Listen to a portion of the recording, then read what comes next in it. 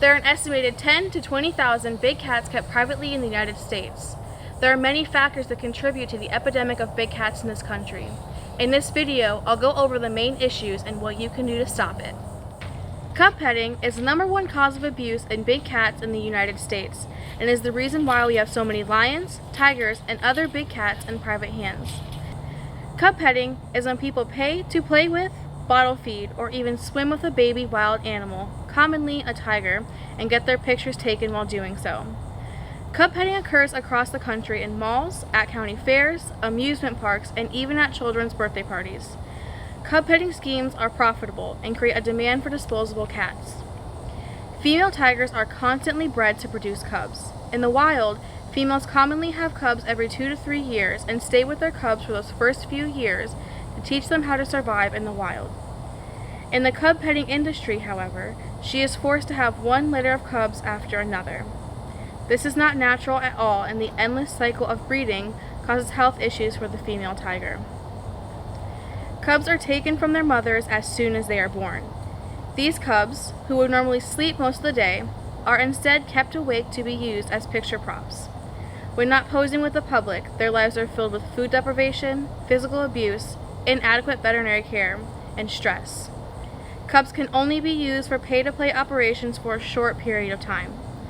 Once the cubs are too big to be used for cub petting, they are sold off to whoever wants them, and often end up in roadside zoos, pseudo-sanctuaries, or as pets. Roadside zoos are a collection of animals used to attract people passing by to stop and visit the facility. Oftentimes, people are able to feed and play with the animals at the zoo.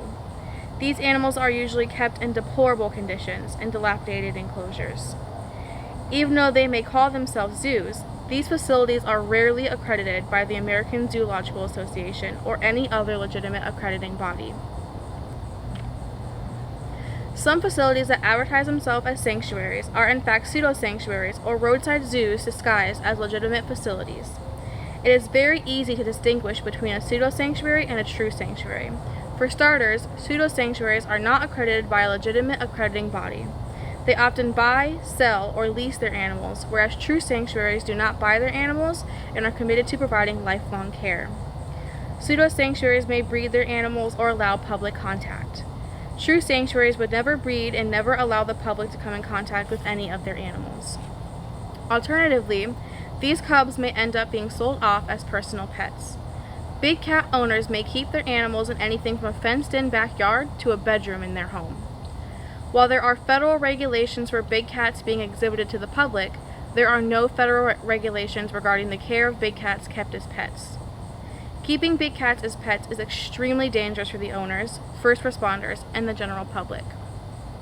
Big Cat Rescue is one of the world's largest accredited sanctuaries for big cats.